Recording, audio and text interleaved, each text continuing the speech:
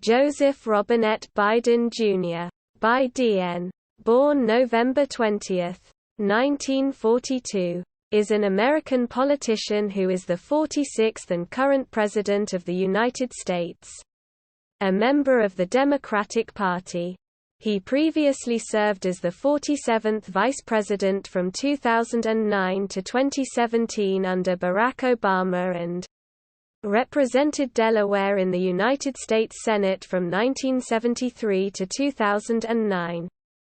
Biden was born and raised in Scranton, Pennsylvania, and moved with his family to New Castle County, Delaware.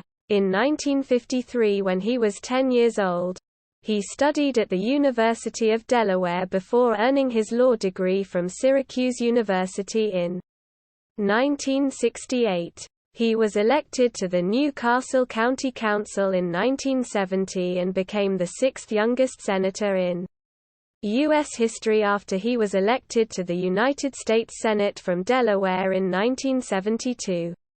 At age 29, Biden was the chair or ranking member of the Senate Foreign Relations Committee for 12 years and was influential in foreign affairs during Obama's presidency. He also chaired the Senate Judiciary Committee from 1987 to 1995, dealing with drug policy, crime prevention, and civil liberties issues. Led the effort to pass the Violent Crime Control and Law Enforcement Act and the Violence Against Women Act, and oversaw 6 U.S. Supreme Court confirmation hearings, including the contentious hearings for Robert Bork and Clarence Thomas. He ran unsuccessfully for the Democratic presidential nomination in 1988 and 2008. Biden served 7 Senate terms, starting his final term just before becoming vice president, and was the 4th most senior sitting senator at the time when he became Obama's vice president. After they won the 2008 presidential election, defeating John McCain and Sarah Palin, Obama and Biden were re-elected in 2012, defeating the Republican ticket of Mitt Romney and Paul Ryan. During his 2 terms as vice president under Barack Obama, Biden leaned on his Senate experience and frequently represented the administration in negotiations with congressional Republicans, including on the Budget Control Act of 2011, which resolved a debt ceiling crisis, and the American Taxpayer Relief Act of 2012, which addressed the impending fiscal cliff. He also oversaw infrastructure spending in 2009 to counteract the Great Recession. On foreign policy, Biden was a close counselor to the president and took a leading role in designing the withdrawal of U.S. troops from Iraq in 2011. In 2017, Obama awarded Biden the Presidential Medal of Freedom with distinction. Biden and his running mate Kamala Harris defeated incumbent President Donald Trump and Vice President Mike Pence in the 2020 presidential election. He is the oldest president and the first to have a female vice president. Biden proposed, lobbied for and signed into law the American Rescue Plan Act to help the United States recover from the COVID-19 pandemic and the resultant recession. He proposed the American Jobs Plan, aspects of which were incorporated into the Bipartisan Infrastructure Investment and Jobs Act, which was also signed into law. He nominated Ketanji Brown Jackson to the Supreme Court.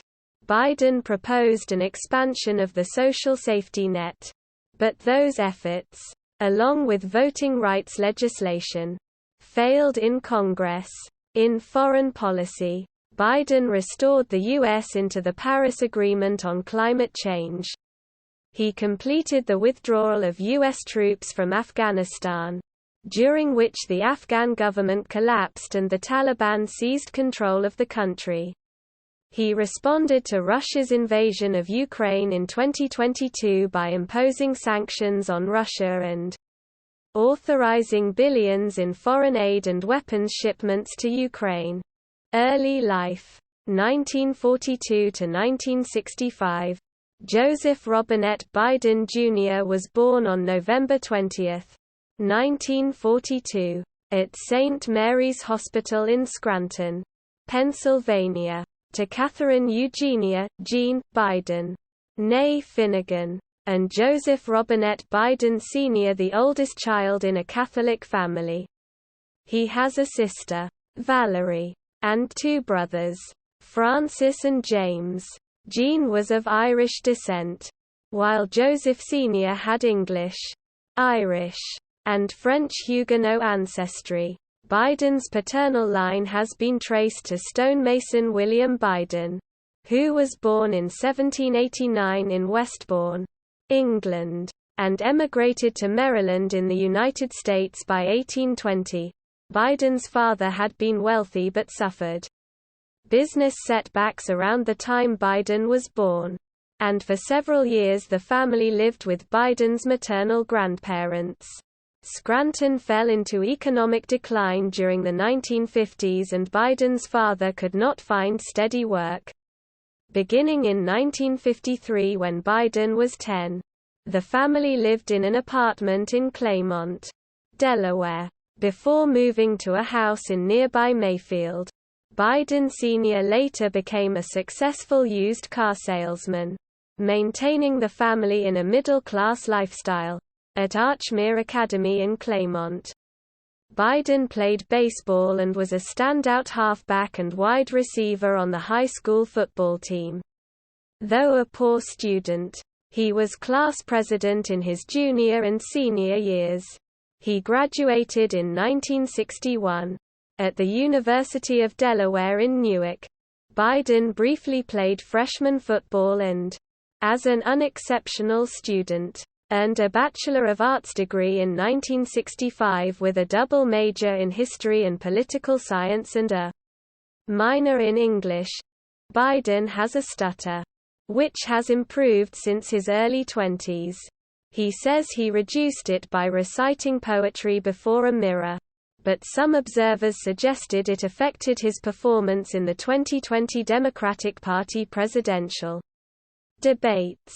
Marriages, law school, and early career. 1966 to 1973. On August 27, 1966, Biden married Nelia Hunter. 1942 to 1972, a student at Syracuse University.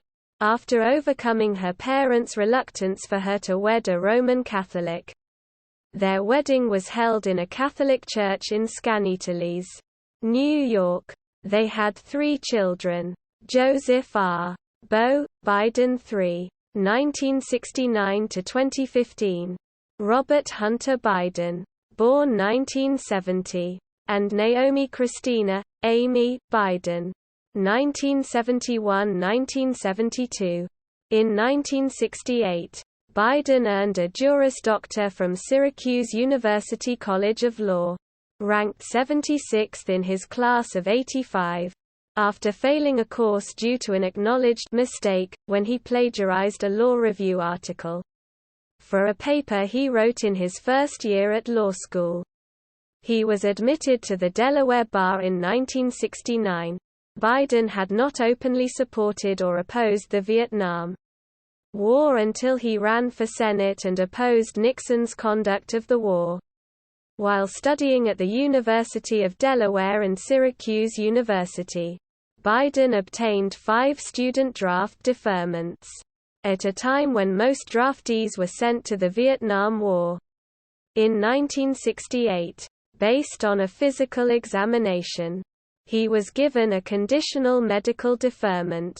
In 2008, a spokesperson for Biden said his having had asthma as a teenager was the reason for the deferment.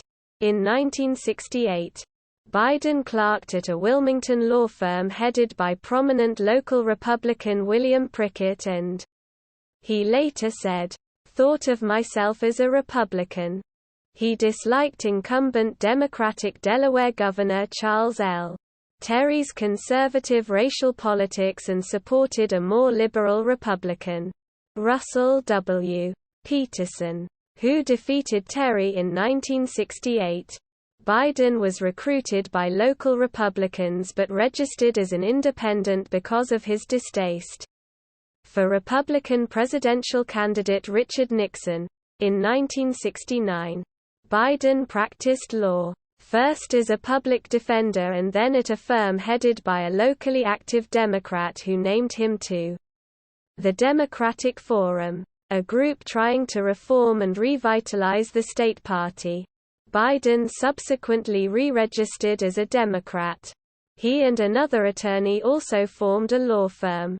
Corporate law, however, did not appeal to him, and criminal law did not pay well. He supplemented his income by managing properties.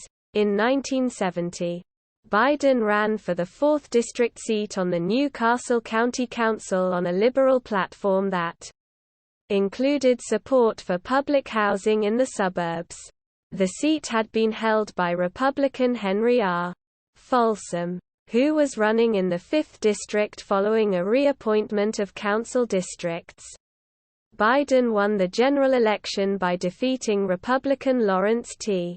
Messick, and took office on January 5, 1971. He served until January 1, 1973, and was succeeded by Democrat Francis R.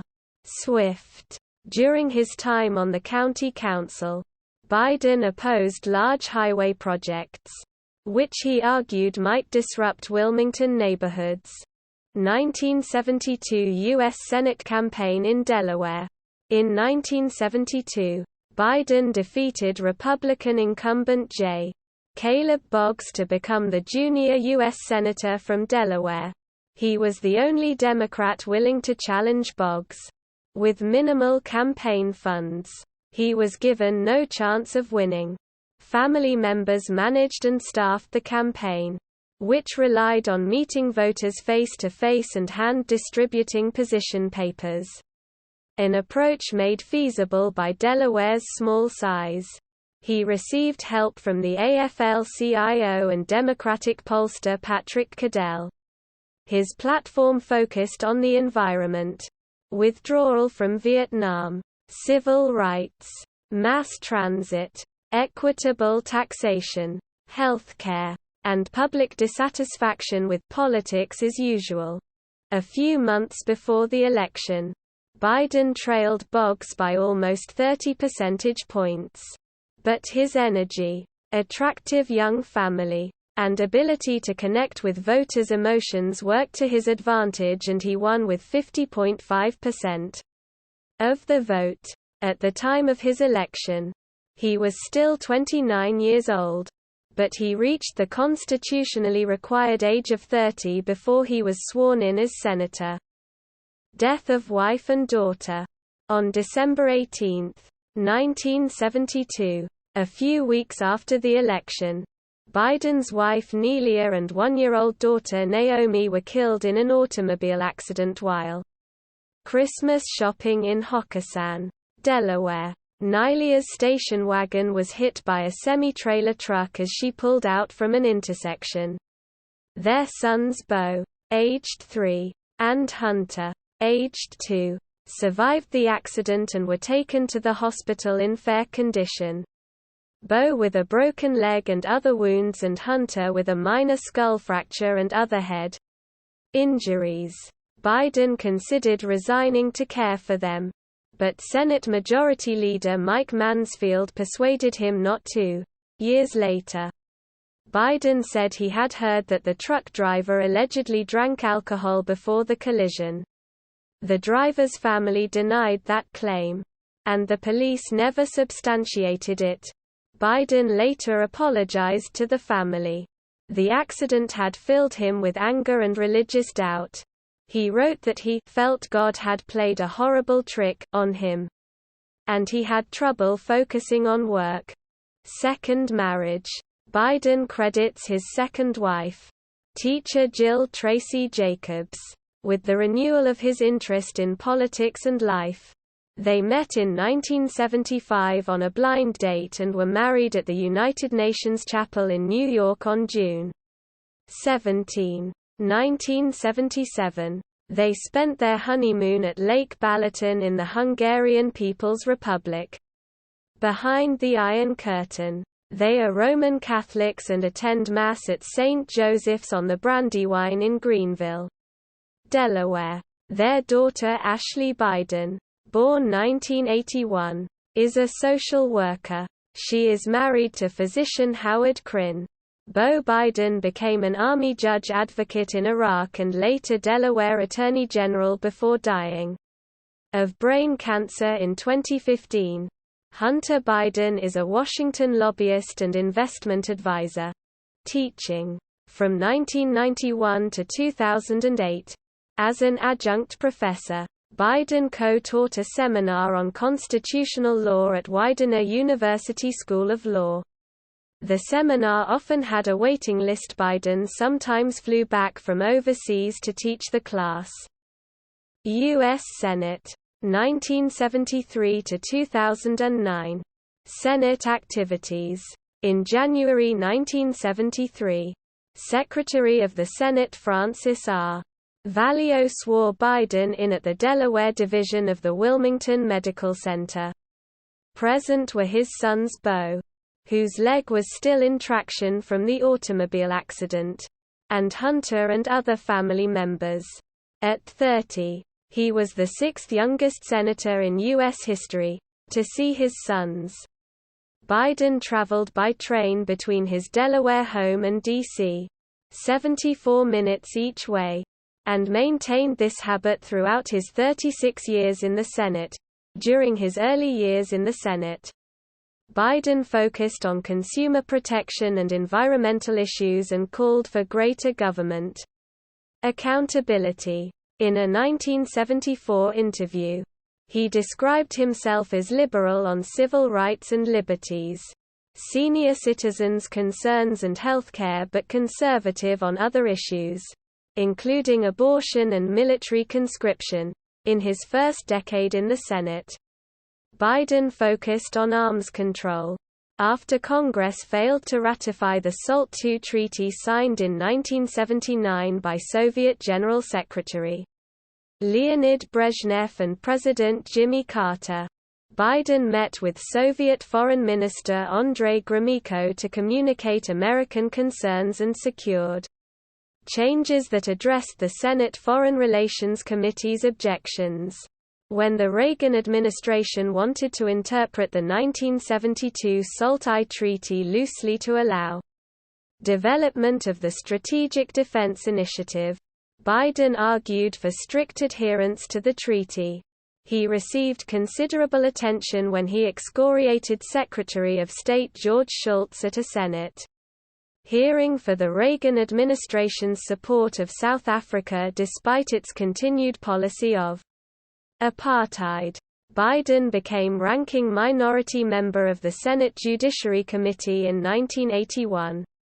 In 1984, he was a Democratic floor manager for the successful passage of the Comprehensive Crime Control Act.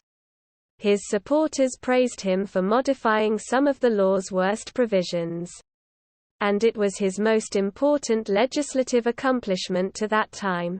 In 1994, Biden helped pass the Violent Crime Control and Law Enforcement Act, also known as the Biden Crime Law, which included a ban on assault weapons, and the Violence Against Women Act, which he has called his most significant legislation. The 1994 crime law was unpopular among progressives and criticized for resulting in mass incarceration. In 2019, Biden called his role in passing the bill a big mistake, citing its policy on crack cocaine and saying that the bill trapped an entire generation. In 1993, Biden voted for a provision that deemed homosexuality incompatible with military life, thereby banning gays from serving in the armed forces.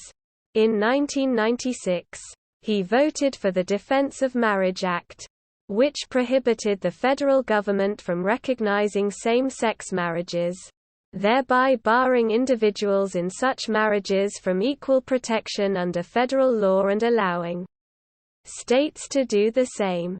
In 2015, the act was ruled unconstitutional in Obergefell v. Hodges. Elected to the Senate in 1972. Biden was re-elected in 1978, 1984, 1990, 1996, 2002, and 2008, regularly receiving about 60% of the vote. He was junior senator to William Roth, who was first elected in 1970, until Roth was defeated in 2000. As of 2020, he was the 18th longest-serving senator in U.S. history. Opposition to busing. In the mid-1970s, Biden was one of the Senate's strongest opponents of race integration busing. His Delaware constituents strongly opposed it, and such opposition nationwide later led his party to mostly abandon school integration policies. In his first Senate campaign, Biden had expressed support for busing to remedy de jure segregation, as in the South, but opposed its use to remedy de facto segregation arising from racial patterns of neighborhood residency, as in Delaware. He opposed a proposed constitutional amendment banning busing entirely. In May 1974, Biden voted to table a proposal containing anti-busing and anti-desegregation clauses but later voted for a modified version containing a qualification that it was not intended to weaken the judiciary's power to enforce the Fifth Amendment and 14th Amendment.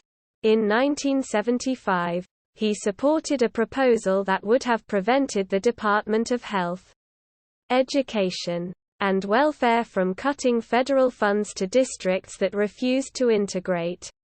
He said busing was a bankrupt idea, violating the cardinal rule of common sense, and that his opposition would make it easier for other liberals to follow suit. At the same time, he supported initiatives on housing, job opportunities and voting rights.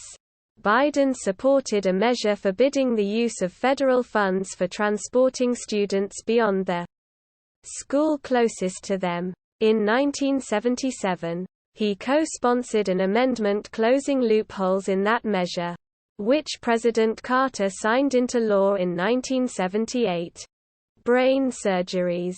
In February 1988, after several episodes of increasingly severe neck pain, Biden was taken by ambulance to Walter Reed Army Medical Center for surgery to correct a leaking intracranial berry aneurysm. While recuperating, he suffered a pulmonary embolism, a serious complication. After a second aneurysm was surgically repaired in May. Biden's recuperation kept him away from the Senate for 7 months. Senate Judiciary Committee. Biden was a longtime member of the Senate Committee on the Judiciary. He chaired it from 1987 to 1995 and was a ranking minority member from 1981 to 1987 and again from 1995 to 1997. As chair, Biden presided over 2 highly contentious U.S. Supreme Court confirmation hearings. When Robert Bork was nominated in 1988, Biden reversed his approval, given in an interview the previous year, of a hypothetical Bork nomination. Conservatives were angered, but at the hearings close Biden was praised for his fairness, humor, and courage, rejecting the arguments of some Bork opponents. Biden framed his objections to Bork in terms of the conflict between Bork's strong originalism and the view that the U.S. Constitution provides rights to liberty and privacy beyond those explicitly enumerated in its text. Bork's nomination was rejected in the committee by a 9-5 vote and then in the full Senate, 58-42. during Clarence Thomas's nomination hearings in 1991. Biden's questions on constitutional issues were often convoluted to the point that Thomas sometimes lost track of them, and Thomas later wrote that Biden's questions were akin to beanballs. After the committee hearing closed, the public learned that Anita Hill, a University of Oklahoma Law School professor, had accused Thomas of making unwelcome sexual comments when they had worked together. Biden had known of some of these charges, but initially shared them only with the committee because Hill was then unwilling to testify.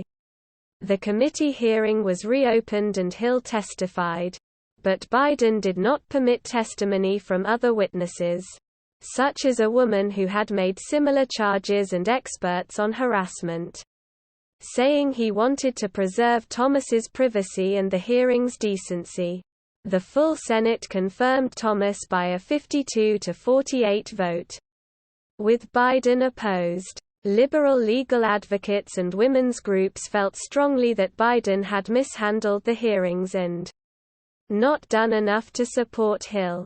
Biden later sought out women to serve on the Judiciary Committee and emphasized women's issues in the committee's legislative agenda. In 2019, he told Hill he regretted his treatment of her, but Hill said afterward she remained unsatisfied. Biden was critical of independent counsel Ken Starr during the 1990s Whitewater controversy and Lewinsky scandal investigations, saying, "It's going to be a cold day in hell," before another independent counsel would be granted similar powers. He voted to acquit during the impeachment of President Clinton. During the 2000s, Biden-sponsored bankruptcy legislation sought by credit card issuers.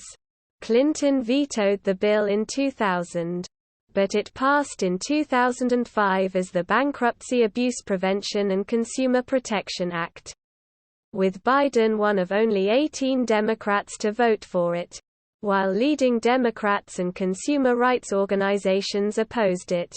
As a senator, Biden strongly supported increased Amtrak funding and rail security. Senate Foreign Relations Committee. Biden was a longtime member of the Senate Foreign Relations Committee. He became its ranking minority member in 1997 and chaired it from June 2001 to 2003 and 2007 to 2009. His positions were generally liberal internationalist. He collaborated effectively with Republicans, and sometimes went against elements of his own party. During this time he met with at least 150 leaders from 60 countries and international organizations. Becoming a well-known Democratic voice on foreign policy, Biden voted against authorization for the Gulf War in 1991, siding with 45 of the 55 Democratic senators. He said the U.S. was bearing almost all the burden in the anti-Iraq coalition. Biden became interested in the Yugoslav wars after hearing about Serbian abuses during the Croatian War of Independence in 1991. Once the Bosnian War broke out, Biden was among the first to call for the lift and strike policy of lifting the arms embargo, training Bosnian Muslims and supporting them with NATO airstrikes, and investigating war crimes. The George H.W.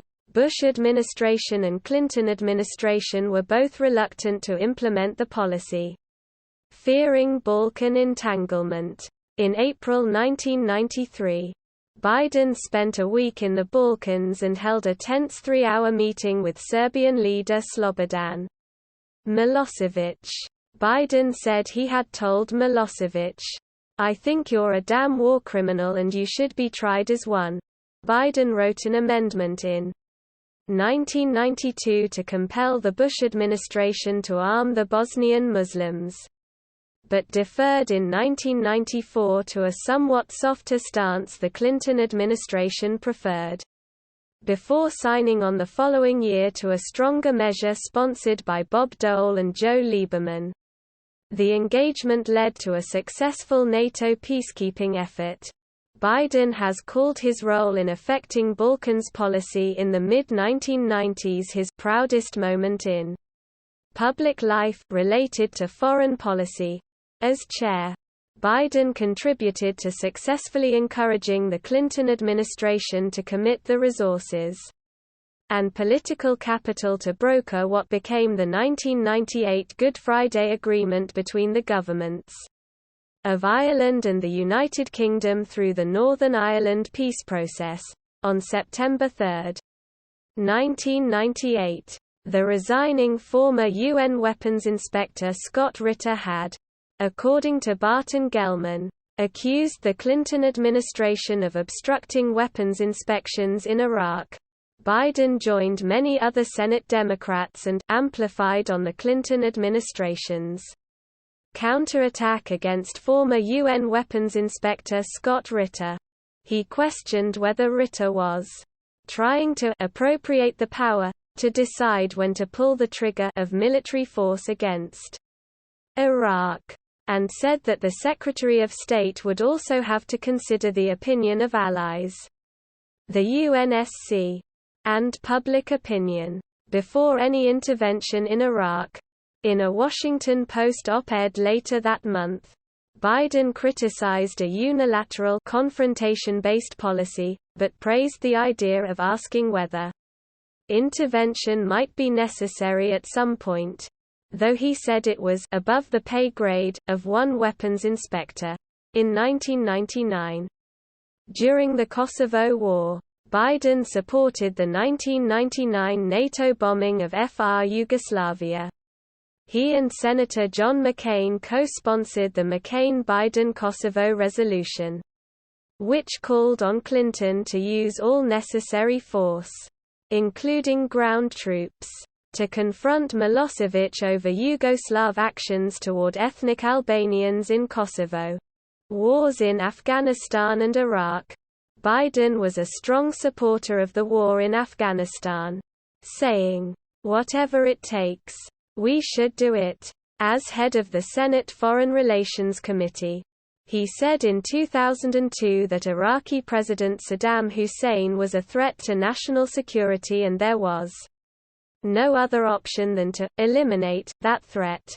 In October 2002, he voted in favor of the authorization for use of military force against Iraq, approving the U.S. invasion of Iraq. As chair of the committee, he assembled a series of witnesses to testify in favor of the authorization. They gave testimony grossly misrepresenting the intent, history, and status of Saddam and his secular government, which was an avowed enemy of al-Qaeda, and touted Iraq's fictional possession of weapons of mass destruction. Biden eventually became a critic of the war and viewed his vote and role as a mistake, but did not push for withdrawal.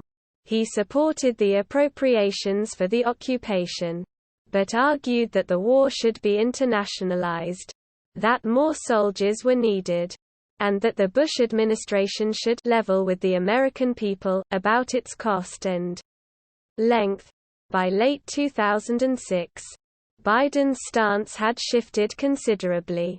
He opposed the troop surge of 2007, saying General David Petraeus was dead flat wrong in believing the surge could work.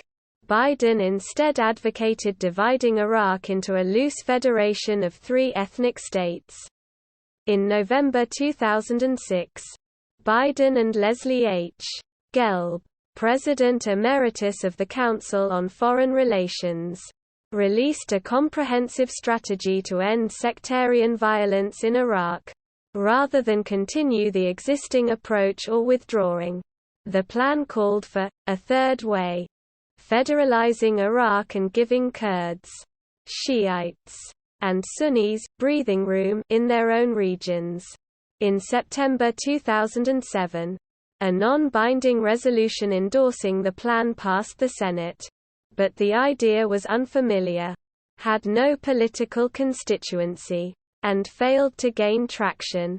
Iraq's political leadership denounced the resolution as de facto partitioning of the country, and the U.S. Embassy in Baghdad issued a statement distancing itself from it. In May 2008, Biden sharply criticized President George W. Bush's speech to Israel's Knesset, in which Bush compared some Democrats to Western leaders who appeased Hitler before World War II.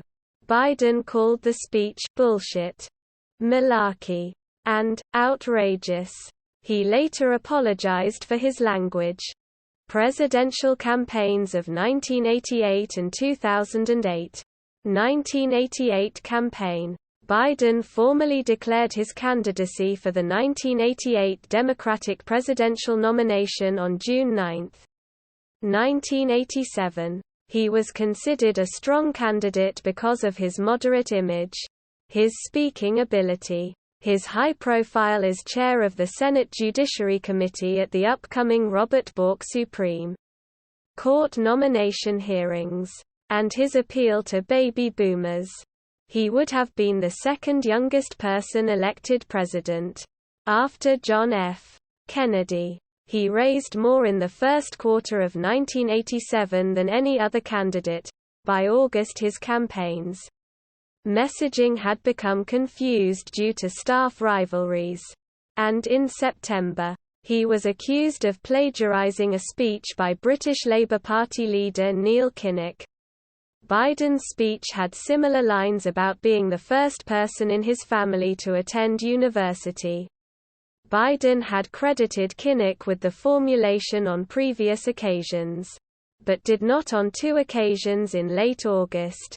230 to 232. Kinnock himself was more forgiving. The two men met in 1988, forming an enduring friendship. Earlier that year he had also used passages from a 1967 speech by Robert F. Kennedy, for which his aides took blame, and a short phrase from John F. Kennedy's inaugural address. 2 years earlier he had used a 1976 passage by Hubert Humphrey. Biden responded that politicians often borrow from one another without giving credit, and that one of his rivals for the nomination, Jesse Jackson, had called him to point out that he, Jackson, had used the same material by Humphrey that Biden had used. A few days later, an incident in law school in which Biden drew text from a Fordham Law Review article with inadequate citations was publicized. He was required to repeat the course and passed with high marks. At Biden's request, the Delaware Supreme Court's Board of Professional Responsibility reviewed the incident and concluded that he had violated no rules. Biden has made several false or exaggerated claims about his early life. That he had earned 3 degrees in college. That he attended law school on a full scholarship. That he had graduated in the top half of his class. And that he had marched in the civil rights movement. The limited amount of other news about the presidential race amplified these disclosures, and on September 23, 1987, Biden withdrew his candidacy, saying it had been overrun by the exaggerated shadow of his past mistakes. 2008 campaign. After exploring the possibility of a run in several previous cycles, in January 2007, Biden declared his candidacy in the 2008 elections. During his campaign, Biden focused on the Iraq War, his record as chairman of major Senate committees, and his foreign policy experience. In mid-2007, Biden stressed his foreign policy expertise compared to Obama's. Biden was noted for his one-liners during the campaign. In one debate he said of Republican candidate Rudy Giuliani, "There's only 3 things he mentions in a sentence: a noun, and a verb and 9/11." Biden had difficulty raising funds. struggled to draw people to his rallies, and failed to gain traction against the high-profile candidacies of Obama and Senator Hillary Clinton. He never rose above single digits in national polls of the Democratic candidates. In the first contest on January 3, 2008, Biden placed fifth in the Iowa caucuses, garnering slightly less than 1% of the state delegates. He withdrew from the race that evening, despite its lack of success. Biden's 2008 campaign raised his stature in the political world. 336 in particular. It changed the relationship between Biden and Obama. Although they had served together on the Senate Foreign Relations Committee, they had not been close. Biden resented Obama's quick rise to political stardom, while Obama viewed Biden as garrulous and patronizing. 337 to 338 having gotten to know each other during 2007. Obama appreciated Biden's campaign style and appeal to working-class voters, and Biden said he became convinced Obama was the real deal. 337 to 338. 2008 vice presidential campaign. Shortly after Biden withdrew from the presidential race, Obama privately told him he was interested in finding an important place for Biden in his administration. In early August, Obama and Biden met in secret to discuss the possibility, and developed a strong personal rapport. On August 22, 2008, Obama announced that Biden would be his running mate. The New York Times reported that the strategy behind the choice reflected a desire to fill out their ticket with someone with foreign policy and national security experience. Others pointed out Biden's appeal to middle-class and blue-collar voters.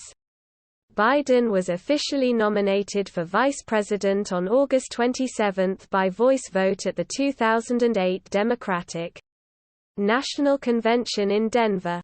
Biden's vice presidential campaigning gained little media attention, as the press devoted far more coverage to the Republican nominee, Alaska Governor Sarah Palin. Under instructions from the campaign, Biden kept his speeches succinct and tried to avoid offhand remarks, such as one he made about Obama's being tested by a foreign power soon after taking office, which had attracted negative attention.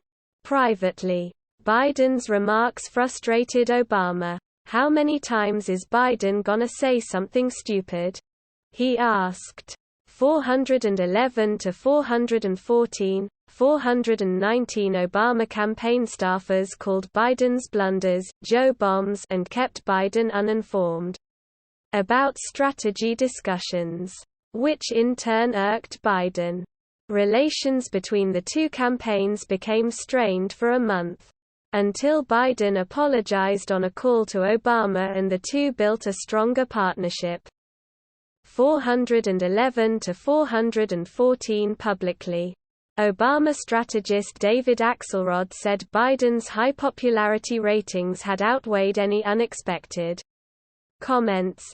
As the financial crisis of 2007 to 2010 reached a peak with the liquidity crisis of September 2008 and the proposed bailout of the United States financial system became a major factor in the campaign, Biden voted for the $700 billion Emergency Economic Stabilization Act of 2008, which passed in the Senate 74 to 25. On October 2, 2008, he participated in the vice presidential debate with Palin at Washington University in St. Louis. Post-debate polls found that while Palin exceeded many voters' expectations, Biden had won the debate overall. Nationally, Biden had a 60% favorability rating in a Pew Research Center poll, compared to Palin's 44%. On November 4, 2008. Obama and Biden were elected with 53% of the popular vote and 365 electoral votes to McCain-Palin's 173. At the same time Biden was running for vice president, he was also running for re-election to the Senate, as permitted by Delaware law. On November 4, he was re-elected to the Senate, defeating Republican Christine O'Donnell. Having won both races, Biden made a point of waiting to resign from the Senate until he was sworn in for his seventh term. On January 6, 2009, Biden cast his last Senate vote on January 15, supporting the release of the second $350 billion for the Troubled Asset Relief Program, and resigned from the Senate later that day. Vice Presidency 2009 to 2017. First term 2009 to 2013. Biden said he intended to eliminate some explicit roles assumed by George W. Bush's vice president, Dick Cheney, and did not intend to emulate any previous vice presidency. He chaired Obama's transition team and headed an initiative to improve middle-class economic well-being. In early January 2009, in his last act as chairman of the Foreign Relations Committee, he visited the leaders of Iraq, Afghanistan and Pakistan, and on January 20 he was sworn in as the 47th Vice President of the United States. The first Vice President from Delaware and the first Roman Catholic Vice President, Obama was soon comparing Biden to a basketball player, who does a bunch of things that don't show up in the stat sheet. In May, Biden visited Kosovo and affirmed the U.S. position that its independence is irreversible. Biden lost an internal debate to Secretary of State Hillary Clinton about sending 21,000 new troops to Afghanistan, but his skepticism was valued. And in 2009, Biden's views gained more influence as Obama reconsidered his Afghanistan strategy. Biden visited Iraq about every 2 months, becoming the administration's point man in delivering messages to Iraqi leadership about expected progress there. More generally, overseeing Iraq policy became Biden's responsibility. Obama was said to have said, "Joe, you do Iraq."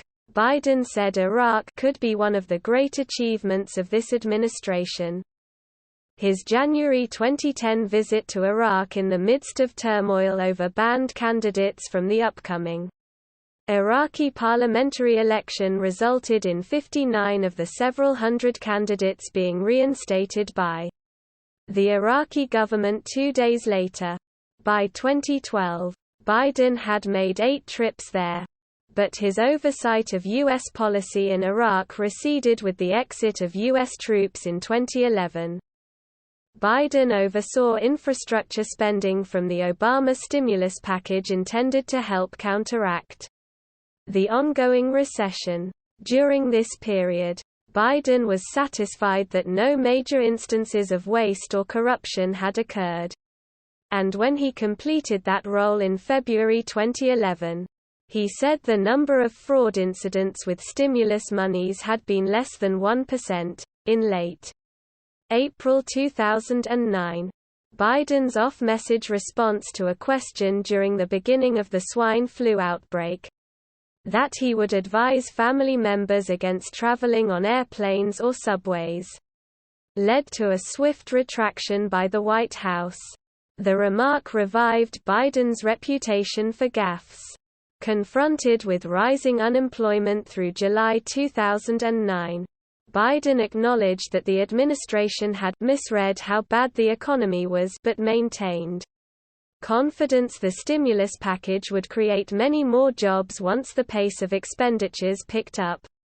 On March 23, 2010, a microphone picked up Biden telling the president that his signing the Patient Protection and Affordable Care Act was a big fucking deal during live national news telecasts. Despite their different personalities, Obama and Biden formed a friendship, partly based around Obama's daughter Sasha and Biden's granddaughter Maisie, who attended Sidwell Friends School together. Members of the Obama administration said Biden's role in the White House was to be a contrarian and force others to defend their positions. Rahm Emanuel, White House Chief of Staff, said that Biden helped counter groupthink. White House Press Secretary Jay Carney, Biden's former communications director, said Biden played the role of the bad guy in the Situation Room. Another senior Obama advisor said Biden is always prepared to be the skunk at the family picnic to make sure we are as intellectually honest as possible. Obama said, "The best thing about Joe is that when we get everybody together, he really forces people to think and defend their positions, to look at things from every angle. And that is very valuable for me." The Bidens maintained a relaxed atmosphere at their official residence in Washington, often entertaining their grandchildren, and regularly returned to their home in Delaware. Biden campaigned heavily for Democrats in the 2010 midterm elections, maintaining an attitude of optimism in the face of predictions of large-scale losses for the party. Following big Republican gains in the elections and the departure of White House Chief of Staff Rahm Emanuel, Biden's past relationships with Republicans in Congress became more important. He led the successful administration effort to gain Senate approval for the New START treaty. In December 2010, Biden's advocacy for a middle ground, followed by his negotiations with Senate Minority Leader Mitch McConnell, were instrumental in producing the administration's compromise tax package that included a temporary extension of the Bush tax cuts. Biden then took the lead in trying to sell the agreement to a reluctant Democratic caucus in Congress. The package passed as the Tax Relief, Unemployment Insurance Reauthorization, and Job Creation Act of 2010. In March 2011, Obama delegated Biden to lead negotiations with Congress to resolve federal spending levels for the rest of the year and avoid a government shutdown. By May 2011, a Biden panel with 6 congressional members was trying to reach a bipartisan deal on raising the U.S. debt ceiling as part of an overall deficit reduction plan. The U.S. debt ceiling crisis developed over the next few months. But Biden's relationship with McConnell again proved key in breaking a deadlock and bringing about a deal to resolve it, in the form of the Budget Control Act of 2011, signed on August 2, 2011. The same day an unprecedented U.S. default had loomed. Biden had spent the most time of anyone in the administration bargaining with Congress on the debt question. And one Republican staffer said, "Biden's the only guy with real negotiating authority. And McConnell knows that his word is good. He was a key to the deal." Some reports suggest that Biden opposed proceeding with the May 2011 U.S. mission to kill Osama bin Laden, lest failure adversely affect Obama's re-election prospects. He took the lead in notifying congressional leaders of the successful outcome. Re-election. In October 2010, Biden said Obama had asked him to remain as his running mate for the 2012 presidential election. But with Obama's popularity on the decline, White House Chief of Staff William M. Daley conducted some secret polling and focus group research in late 2011 on the idea of replacing Biden on the ticket with Hillary Clinton. The notion was dropped when the results showed no appreciable improvement for Obama. And White House officials later said Obama himself had never entertained the idea. Biden's May 2012 statement that he was absolutely comfortable with same-sex marriage gained considerable public attention in comparison to Obama's position, which had been described as evolving. Biden made his statement without administration consent, and Obama and his aides were quite irked, since Obama had planned to shift position several months later. In the build-up to the party convention, gay rights advocates seized upon Biden's statement, and within days, Obama announced that he too supported same-sex marriage, an action in part forced by Biden's remarks. Biden apologized to Obama in private for having spoken out. While Obama acknowledged publicly it had been done from the heart, the Obama campaign valued Biden as a retail-level politician, and he had a heavy schedule of appearances in swing states as the re-election campaign began in earnest in spring 2012. An August 2012 remark before a mixed-race audience that Republican proposals to relax Wall Street regulations would put Yale back in chains drew attention to Biden. The Los Angeles Times wrote, "During any Biden speech, there might be a dozen moments to make press handlers cringe, and prompt reporters to turn to each other with amusement and confusion."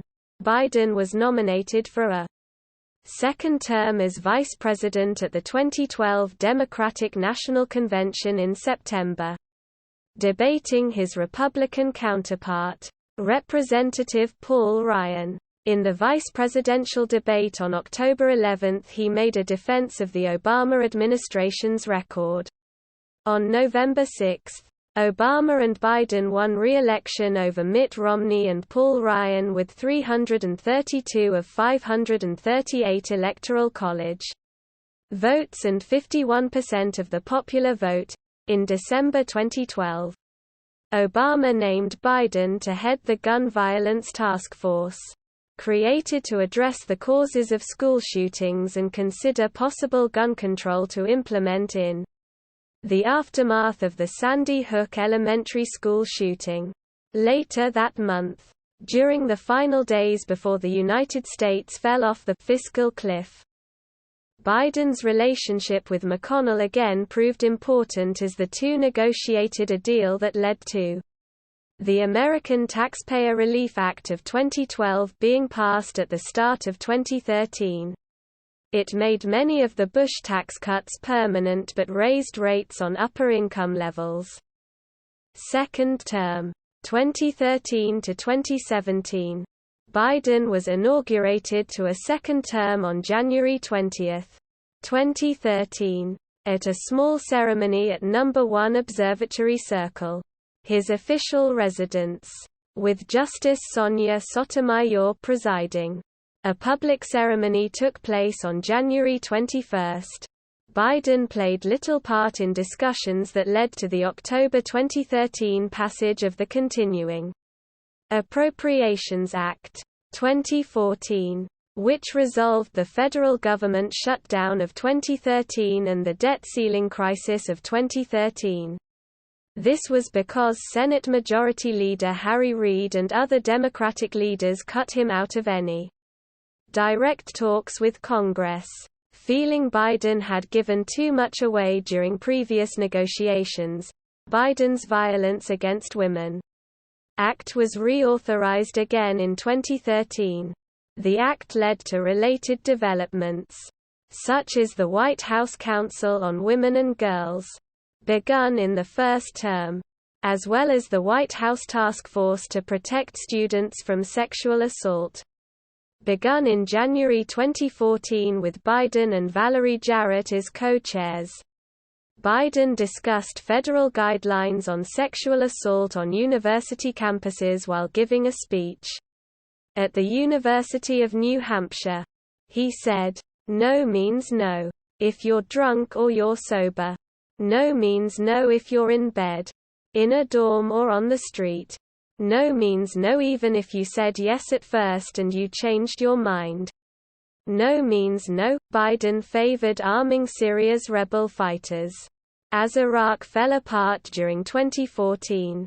Renewed attention was paid to the Biden-Gelb Iraqi federalization plan of 2006. With some observers suggesting Biden had been right all along.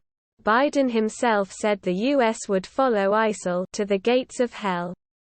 Biden had close relationships with several Latin American leaders and was assigned a focus on the region during the administration. He visited the region 16 times during his vice presidency, the most of any president or vice president. In 2015, Speaker of the House John Boehner and Senate Majority Leader Mitch McConnell invited Israeli Prime Minister Benjamin Netanyahu to address a joint session of Congress without notifying the Obama administration. This defiance of protocol led Biden and more than 50 congressional Democrats to skip Netanyahu's speech. In August 2016, Biden visited Serbia, where he met with Serbian President Aleksandar Vučić and expressed his condolences for civilian victims of the bombing campaign during the Kosovo War. In Kosovo, he attended a ceremony renaming a highway after his son Bo, in honor of Bo's service to Kosovo in training its judges and prosecutors. Biden never cast a tie-breaking vote in the Senate, making him the longest-serving vice president with this distinction. Role in the 2016 presidential campaign. During his second term, Biden was often said to be preparing for a possible bid for the 2016 Democratic presidential nomination, with his family, many friends, and donors encouraging him in mid-2015 to enter the race. And with Hillary Clinton's favorability ratings in decline at that time, Biden was reported to again be seriously considering the prospect, and a draft Biden 2016 PAC was established. As of September 11, 2015, Biden was still uncertain about running. He felt his son's recent death had largely drained his emotional energy, and said, "Nobody has a right to seek that office unless they're willing to give it 110% of who they are." On October 21, speaking from a podium in the Rose Garden with his wife and Obama by his side, Biden announced his decision not to run for president in 2016. In January 2016, Biden affirmed that it was the right decision, but admitted to regretting not running for president every day after Obama endorsed Hillary Clinton on June 9, 2016. Biden endorsed her later that day. Throughout the 2016 election, Biden strongly criticized Clinton's opponent, Donald Trump, in often colorful terms. Subsequent activities. 2017 to 2019. After leaving the vice presidency, Biden became an honorary professor at the University of Pennsylvania, titled the Benjamin Franklin Presidential Practice Professor. Biden led panel discussions on history and politics and developed the Penn Biden Center for Diplomacy and Global Engagement. He also continued to lead efforts to find treatments for cancer. In 2017, he wrote a memoir, Promise Me, Dad, and went on a book tour. Biden earned $15.6 million in 2017–2018. In 2018, he gave a eulogy for Senator John McCain, praising McCain's embrace of American ideals and bipartisan friendships. Biden was targeted by 2 pipe bombs that had been mailed to him during the October 2018 mail bombing attempts, which targeted Democratic lawmakers and critics of then-President Trump. One device was found in Newcastle, Delaware due to insufficient postage and was examined, while another was found at a Wilmington, Delaware facility and intercepted there. The devices were later found to have been intentionally designed to not detonate. Biden remained in the public eye, endorsing candidates while continuing to comment on politics, climate change, and the presidency of Donald Trump. He also continued to speak out in favor of LGBT rights, continuing advocacy on an issue he had become more closely associated with during his vice presidency. In 2019, Biden criticized Brunei for its intention to implement Islamic laws that would allow death by stoning for adultery and homosexuality, calling it appalling and immoral, and saying, "There is no excuse, not culture, not tradition, for this kind of hate and inhumanity." By 2019, Biden and his wife reported that their assets had increased to between $2.2 million and $8 million from speaking engagements and a contract to write a set of books. 2020 presidential campaign speculation and announcement. Between 2016 and 2019, media outlets often mentioned Biden as a likely candidate for president in 2020. When asked if he would run, he gave varied and ambivalent answers, saying, "Never say never." At one point he suggested he did not see a scenario where he would run again. But a few days later, he said, "I'll run if I can walk." A political action committee known as Time for Biden was formed in January 2018, seeking Biden's entry into the race. He finally launched his campaign on April 25, 2019, saying he was prompted to run, among other reasons, by his sense of duty campaign. In September 2019, it was reported that Trump had pressured Ukrainian President Volodymyr Zelensky to investigate alleged wrongdoing by Biden and his son Hunter Biden. Despite the allegations, no evidence was produced of any wrongdoing by the Bidens. The media widely interpreted this pressure to investigate the Bidens as trying to hurt Biden's chances of winning the presidency, resulting in a political scandal and Trump's impeachment by the House of Representatives. Beginning in 2019, Trump and his allies falsely accused Biden of getting the Ukrainian Prosecutor General Viktor Shokin fired because he was supposedly pursuing an investigation into Burisma Holdings, which employed Hunter Biden. Biden was accused of withholding $1 billion in aid from Ukraine in this effort. In 2015, Biden pressured the Ukrainian parliament to remove Shokin because the United States, the European Union and other international organizations considered Shokin corrupt and ineffective. And in particular because Shokin was not assertively investigating Burisma. The withholding of the $1 billion in aid was part of this official policy.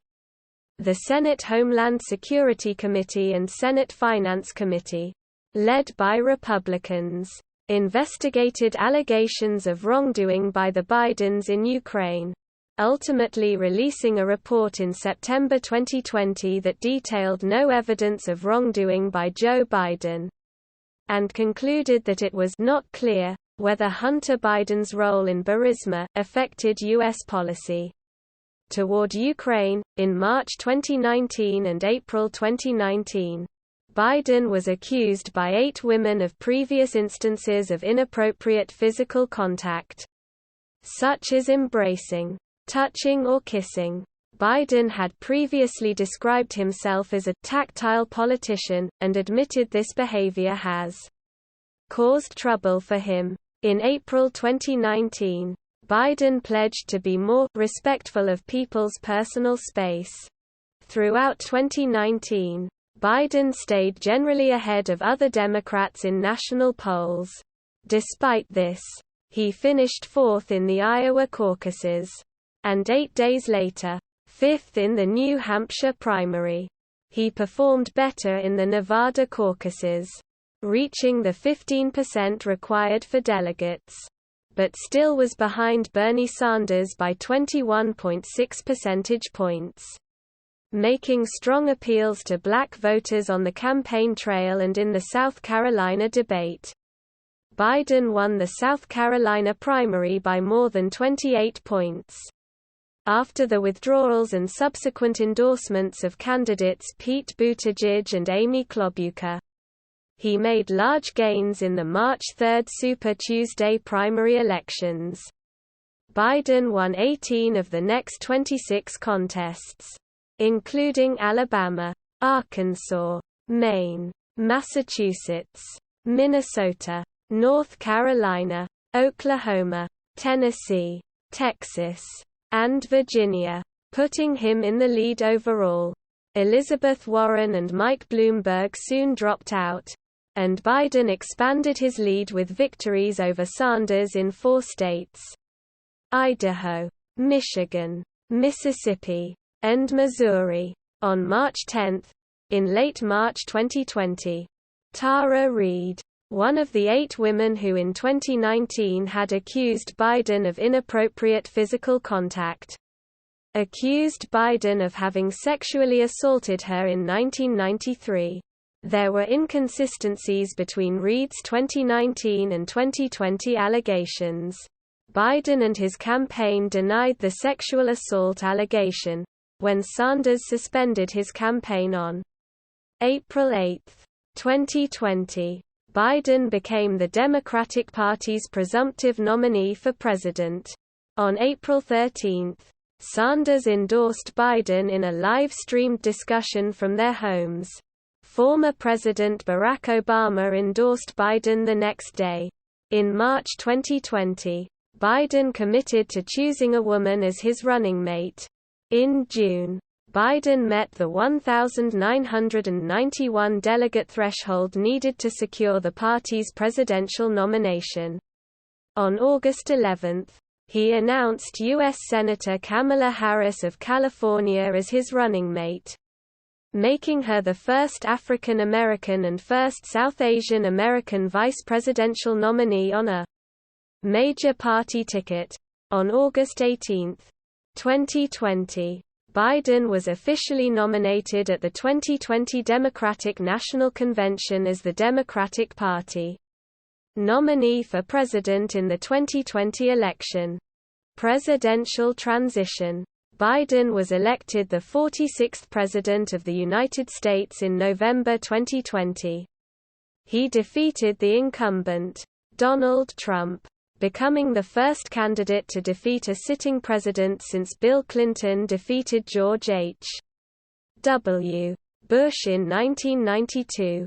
Trump refused to concede, insisting the election had been stolen from him through voter fraud, challenging the results in court and promoting numerous conspiracy theories about the voting and vote counting processes.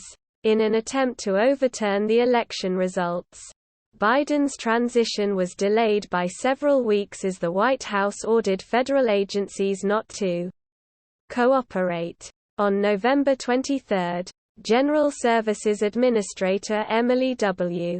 Murphy formally recognized Biden as the apparent winner of the 2020 election and authorized the start of a transition process to the Biden administration.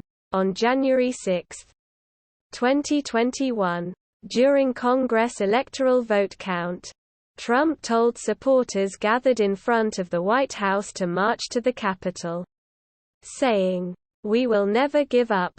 We will never concede. It doesn't happen. You don't concede when there's theft involved." Soon after, they attacked the Capitol. During the insurrection at the Capitol, Biden addressed the nation, calling the events an unprecedented assault unlike anything we've seen in modern times. He specifically called on Trump to go on national television now to fulfill his oath and defend the Constitution and demand an end to this siege, adding, "It must end now." After the Capitol was cleared, Congress resumed its joint session and officially certified the election results with Pence declaring Biden and Harris the winners. Presidency 2021 present. Inauguration. Biden was inaugurated as the 46th President of the United States on January 20, 2021. At 78. He is the oldest person to have assumed the office. He is the second Catholic president, after John F. Kennedy, and the first president whose home state is Delaware. He is also the first man since George H. W. Bush to have been both vice president and president, and the second non-incumbent vice president, after Richard Nixon in 1968, to be elected president.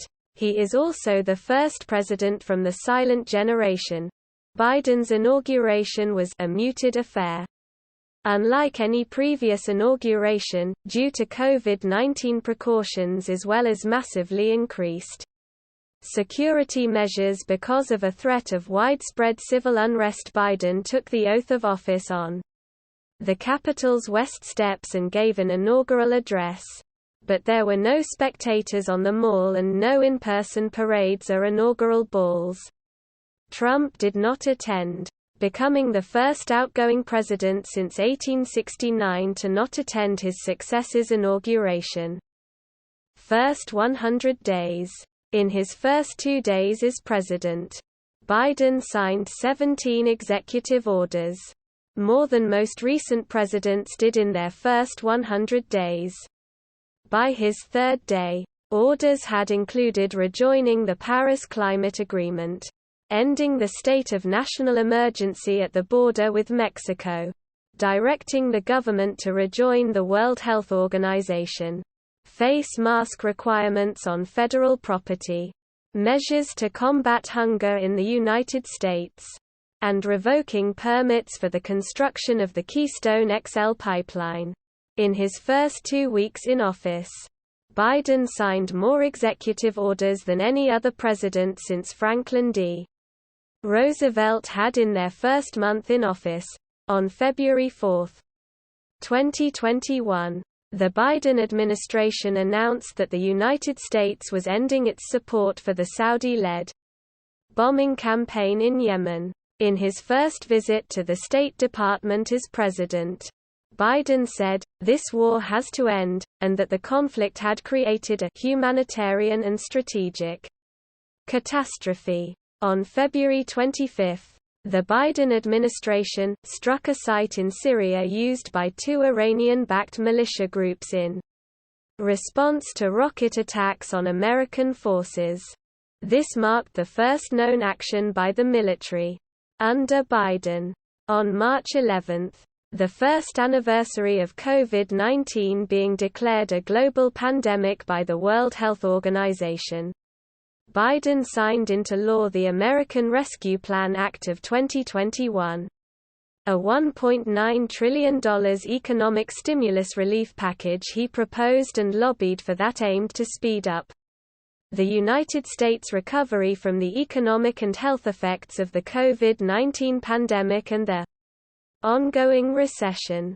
The package included direct payments to most Americans, an extension of increased unemployment benefits, funds for vaccine distribution and school reopenings, support for small businesses and state and local governments, and expansions of health insurance subsidies and the child tax credit. Biden's initial proposal included an increase of the federal minimum wage to $15 per hour. But after Senate parliamentarian Elizabeth McDonough determined that including the increase in a budget reconciliation bill would violate Senate rules, Democrats declined to pursue overruling her and removed the increase from the package. Also in March, amid a rise in migrants entering the U.S. from Mexico, Biden told migrants, "Don't come over." He said that the U.S. was arranging a plan for migrants to apply for asylum in place, without leaving their original locations. In the meantime, migrant adults are being sent back. Biden said, in reference to the continuation of the Trump administration's Title 42 policy for quick deportations. Biden earlier announced that his administration would not deport unaccompanied migrant children. The rise in arrivals of such children exceeded the capacity of facilities meant to shelter them before they were sent to sponsors, leading the Biden administration in March to direct the Federal Emergency Management Agency to help manage these children.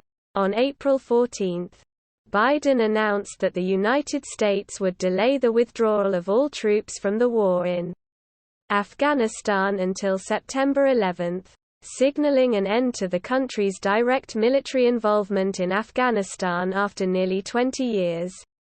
In February 2020, the Trump administration had made a deal with the Taliban to completely withdraw U.S. forces by May 1, 2021. Biden's decision met with a wide range of reactions, from support and relief to trepidation at the possible collapse of the Afghan government without American support. On April 22–23, Biden held an international climate summit at which he announced that the U.S. would cut its greenhouse gas emissions by 50%–52% by 2030 compared to 2005 levels. Other countries also increased their pledges. If the pledges made at the summit are met, they will cut global greenhouse gas emissions by 2.6 to 3.7 GTCO2e by 2030. On April 28, the eve of his 100th day in office, Biden delivered his first address to a joint session of Congress, in which he highlighted the effectiveness of COVID-19 vaccines and addressed withdrawing troops from Afghanistan, the murder of George Floyd, and the U.S. Capitol attack, while urging Congress to pass comprehensive immigration, gun control, and healthcare reform. Rest of 2021. In May 2021, during a flare-up in the Israeli-Palestinian conflict, Biden expressed his support for Israel, saying, "My party still supports Israel," amid disagreement from some Democrats. In June 2021, Biden took his first trip abroad as president. In 8 days he visited Belgium, Switzerland, and the United Kingdom. He attended a G7 summit, a NATO summit, and an EU summit, and held one-on-one talks with Russian President Vladimir Putin. On June 17, Biden signed the Juneteenth National Independence Day Act, which officially declared Juneteenth a federal holiday. Juneteenth is the first new federal holiday since Martin Luther King Jr. Day was declared a holiday in 1986. In July 2021, amid a slowing of the COVID-19 vaccination rate in the country and the spread of the SARS-CoV-2 Delta variant, Biden said that the country has a pandemic for those who haven't gotten the vaccination, and that it was therefore gigantically important for Americans to be vaccinated. Touting the vaccine's effectiveness against hospitalizations and deaths from COVID-19. He also criticized the prevalence of COVID-19 misinformation on social media, saying it was killing people.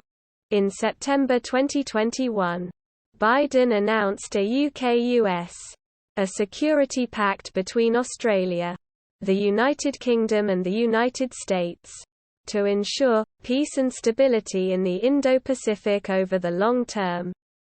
The deal included nuclear-powered submarines built for Australia's use.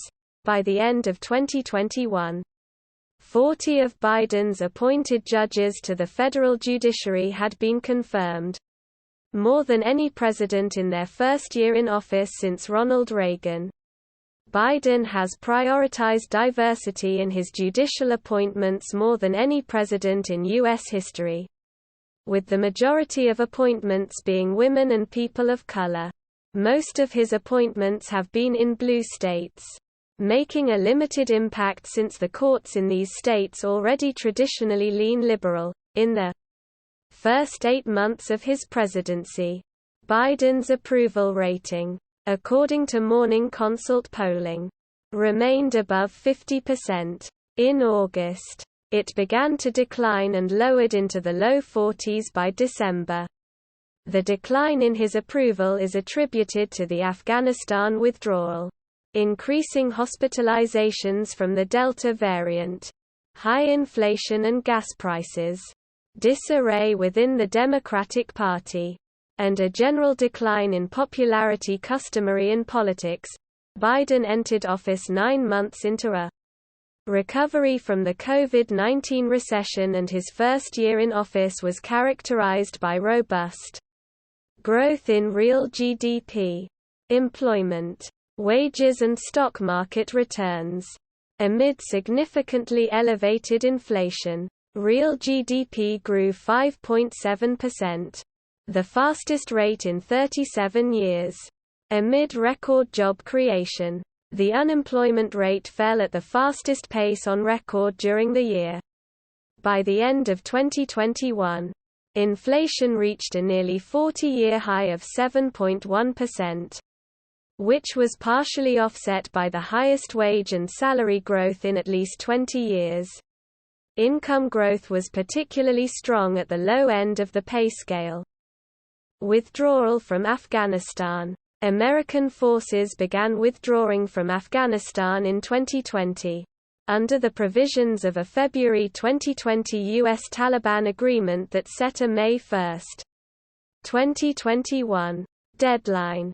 By April 2021, the State Department was urging American civilians in Afghanistan to leave as soon as possible.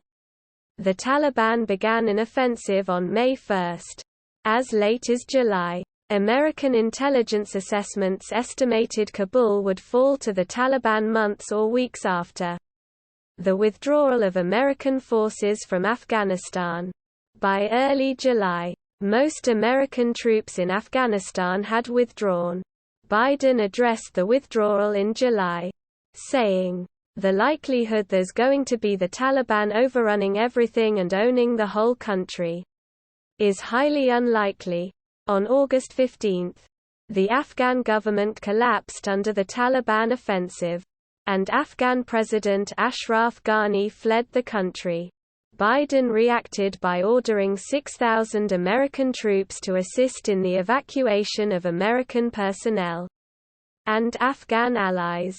He faced bipartisan criticism for the manner of the withdrawal, with the evacuation of Americans and Afghan allies described as chaotic and botched, and for his silence and absence during the days before the Afghan government collapsed. On August 16, Biden addressed the messy situation, taking responsibility for it, and admitting that the situation unfolded more quickly than we had anticipated. He defended his decision to withdraw, saying that Americans should not be dying in a war that Afghan forces are not willing to fight for themselves. Biden gave no signs that he believed his decision to pull troops from Afghanistan contributed to the collapse. Instead, he blamed his predecessor Donald Trump, the Afghan president, and Afghan security forces for the speedy collapse. On August 22, Biden said that his administration knew that ISIS-K was a likely source of threat. On August 26, a suicide bombing at the Kabul airport killed 13 U.S. service members and 169 Afghans. Biden declared to the attackers that the United States will hunt you down and make you pay. On August 27, an American drone strike killed 2 ISIS-K targets, who were planners and facilitators, according to a U.S. Army general. On August 29, another American drone strike killed 10 civilians, including 7 children. The Defense Department initially claimed the strike was conducted on an Islamic State suicide bomber threatening Kabul airport, but admitted the mistake on September 17 and apologized. The U.S. military left Afghanistan on August 30, with Biden saying that the evacuation effort was an extraordinary success. By extracting over 120,000 Americans, Afghans and other allies, he acknowledged that between 100 to 200 inches Americans who wanted to leave were left in Afghanistan. Despite his August 18 pledge to stay in Afghanistan until all Americans who wanted to leave had left. The Biden administration, joining governments of almost 100 countries, said that the Taliban had given assurances that anyone with travel authorization from these countries would continue to be allowed to leave Afghanistan. Infrastructure and climate. As part of Biden's Build Back Better agenda, in late March 2021, he proposed the American Jobs Plan, a $2 trillion package addressing issues including transport infrastructure, utilities infrastructure, broadband infrastructure, housing, schools, manufacturing, research and workforce development. After months of negotiations among Biden and lawmakers, in August 2021 the Senate passed a $1 trillion bipartisan infrastructure bill called the Infrastructure Investment and Jobs Act, while the House, also in a bipartisan manner, approved that bill in early November 2021, covering infrastructure related to transport, utilities, and broadband. Biden signed the bill into law in mid-November 2021. The other core part of the Build Back Better agenda was the Build Back Better Act, a $3.5 trillion social spending bill that expands the social safety net and includes major provisions on climate change. The bill did not have Republican support, so Democrats attempted to pass it on a party-line vote through budget reconciliation, but struggled to win the support of Senator Joe Manchin, even as the price was lowered to $2.2 trillion. Manchin finally rejected the bill, dooming its passage. Before and during the 2021 United Nations Climate Change Conference, COP21, Biden promoted an agreement that the US and the European Union cut methane emissions by a third by 2030 and tried to add dozens of other countries to the effort. He tried to convince China and Australia to do more. He convened an online Major Economies Forum on energy and climate change to press other countries to strengthen their climate policy. Biden pledged to double climate funding to developing countries by 2024. Also at COP26, the US and China reached a deal on greenhouse gas emission reduction. The two countries are responsible for 40% of global emissions. 2022. In early 2022, Biden made efforts to change his public image after entering the year with low approval ratings. But they continued to fall, dipping to approximately 40% in aggregated polls by February. He began the year by endorsing a change to the Senate filibuster to allow for the passing of the Freedom to Vote Act and John Lewis Voting Rights Act, which had both failed to invoke cloture. The rules change failed when two Democratic senators, Joe Manchin III and Kyrsten Sinema, joined Senate Republicans in opposing it. In January, Supreme Court Justice Stephen Breyer, a moderate liberal nominated by Bill Clinton, announced his intention to retire from the Supreme Court. During his 2020 campaign, Biden vowed to nominate the first black woman to the Supreme Court if a vacancy occurred, a promise he reiterated after the announcement of Breyer's retirement. In February, Biden nominated federal judge Ketanji Brown Jackson to the Supreme Court. The Senate confirmed her on April 7, and she was sworn in on June 30. Also in February, after warning for several weeks that an attack was imminent, Biden led the U.S. response to the Russian invasion of Ukraine, imposing severe sanctions on Russia and authorizing over $1 billion in weapons shipments to Ukraine. On April 29, Biden asked Congress for $33 billion for Ukraine, but lawmakers later increased it to about $40 billion. Biden blamed Vladimir Putin for the emerging energy and food crises, saying, "Putin's war has raised the price of food because Ukraine and Russia are two of the world's major bread baskets for wheat and corn, the basic product for so many foods around the world." During his May meeting with the Quad, Biden characterized Putin's actions as aiming to extinguish a culture by obliterating schools, churches and museums in his commencement address to the 2022 United States Naval Academy class. He said, "Not only is Putin trying to take over Ukraine, he's literally trying to wipe out the culture and identity of the Ukrainian people. Attacking schools, nurseries, hospitals, museums, with no other purpose than to eliminate a culture." Biden added that Putin tried to Finland IZE Europe but, instead he NATO IZED all of Europe. A clear reference to the recent NATO accession bids of Sweden and Finland, China's assertiveness, particularly in the Pacific, remained a challenge for Biden.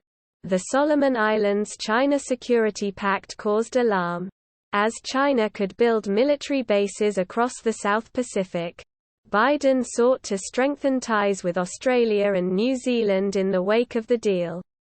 As Anthony Albanese succeeded to the premiership of Australia and Jacinda Ardern's government took a firmer line on Chinese influence, on July 21, 2022, Biden tested positive for COVID-19 with reportedly mild symptoms according to the White House. He was treated with Paxlovid. He worked in isolation in the White House for 5 days and returned to isolation when he tested positive again on July 30. Political positions. Biden is considered a moderate Democrat and a centrist throughout his long career. His positions have been aligned with the center of the Democratic Party. In 2022, a political journalist wrote that Biden's most valuable political skill was an innate compass for the ever-shifting mainstream of the Democratic Party. He has a lifetime liberal 72% score from the Americans for Democratic Action through 2004. While the American Conservative Union gave him a lifetime conservative rating of 13% through 2008, Biden supported the fiscal stimulus in the American Recovery and Reinvestment Act of 2009. The Obama administration's proposed increase in infrastructure spending, subsidies for mass transit, including Amtrak, bus, and subway, and the reduced military spending in the Obama administration's fiscal year 2014 budget. He has proposed partially reversing the corporate tax cuts of the Tax Cuts and Jobs Act of 2017, saying that doing so would not hurt businesses' ability to hire. He voted for the North American Free Trade Agreement, NAFTA, and the Trans-Pacific Partnership.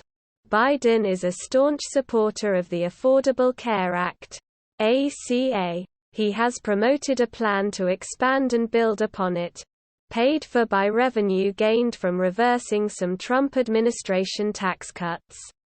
Biden's plan aims to expand health insurance coverage to 97% of Americans, including by creating a public health insurance option.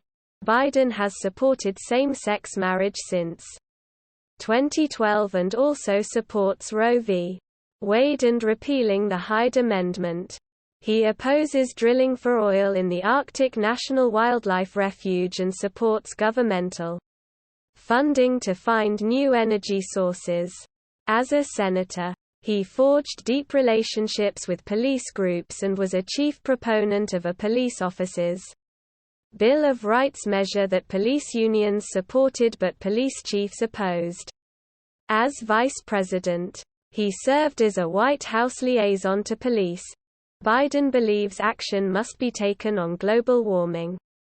As a senator, he co-sponsored the sense of the Senate resolution calling on the United States to take part in the United Nations climate negotiations and the Boxer-Sanders Global Warming Pollution Reduction Act, the most stringent climate bill in the United States Senate.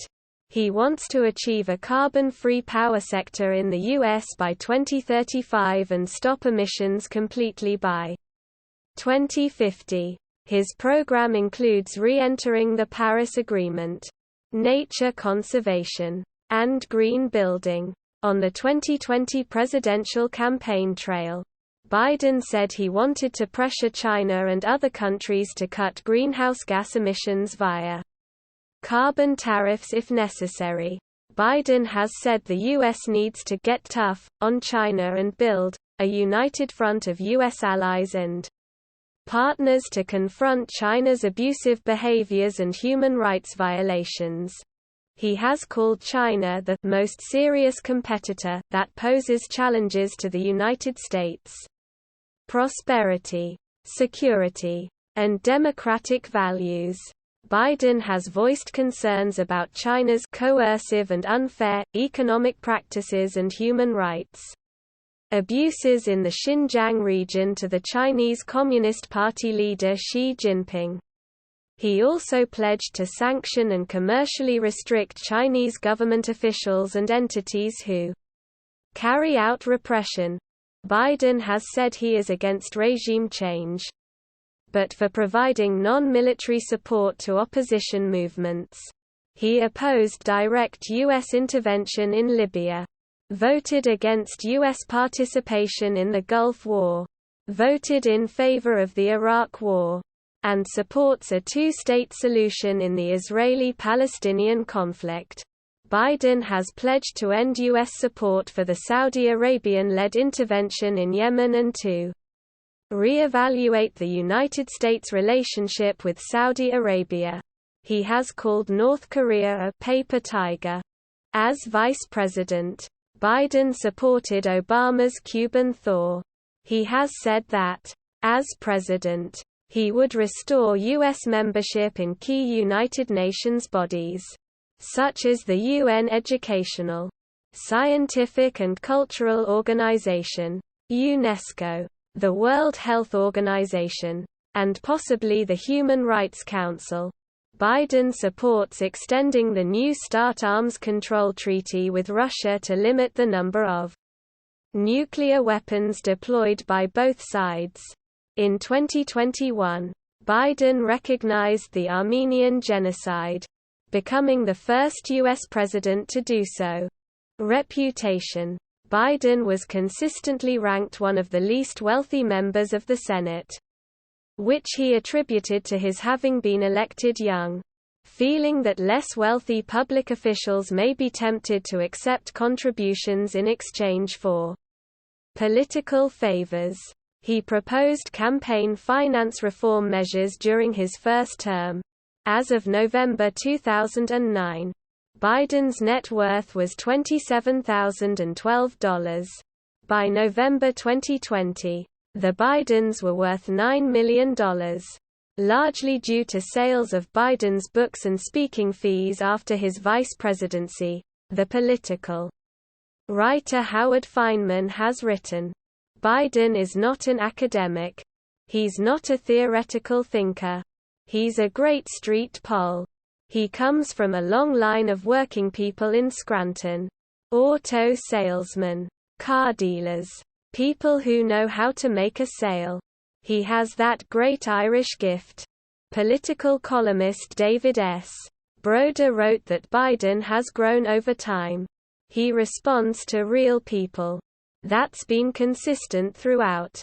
And his ability to understand himself and deal with other politicians has gotten much better. Journalist James Traub has written that, Biden is the kind of fundamentally happy person who can be as generous toward others as he is to himself. In recent years, especially after the 2015 death of his elder son Beau, Biden has been noted for his empathetic nature and ability to communicate about grief. In 2020, CNN wrote that his presidential campaign aimed to make him healer-in-chief. While the New York Times described his extensive history of being called upon to give eulogies, journalist and TV anchor Wolf Blitzer has described Biden as loquacious. He often deviates from prepared remarks and sometimes puts his foot in his mouth.